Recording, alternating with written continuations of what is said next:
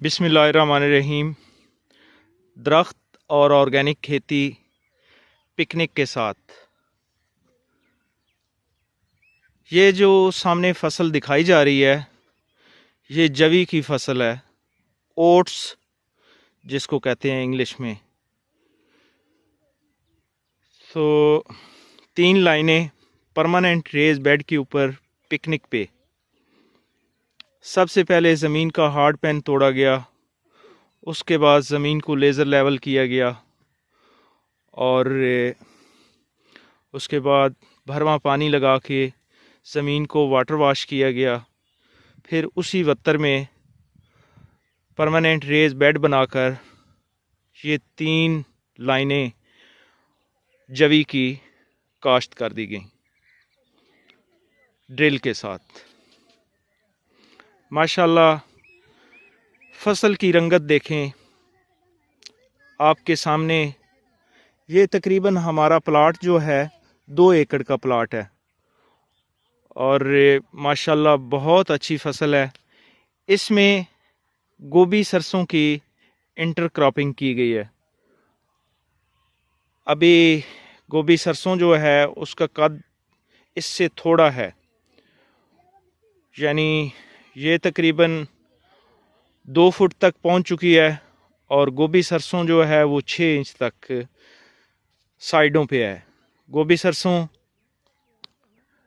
तकरीबन 1-1.5 फीट के फासले पे चोपा लगवाया गया है और फिर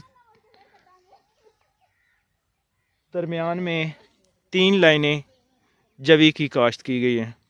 तो माशाल्लाह आपके सामने जवी का पौधा और पूरी फसल, कोई किसी किस्म का खाद नहीं डाला गया, कोई स्प्रे नहीं किया गया और फसल आपके सामने है।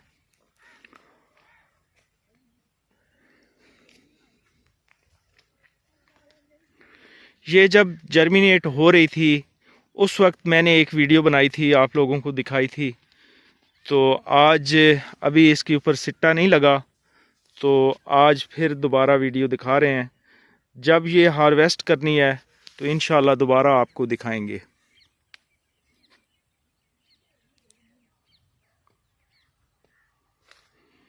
ये हमारे उस्ताद मोहतरम आसिफ शरीफ साहब का मेथड है जिस पे हम फसलें लगा रहे हैं और माशाल्लाह कामयाबी के साथ।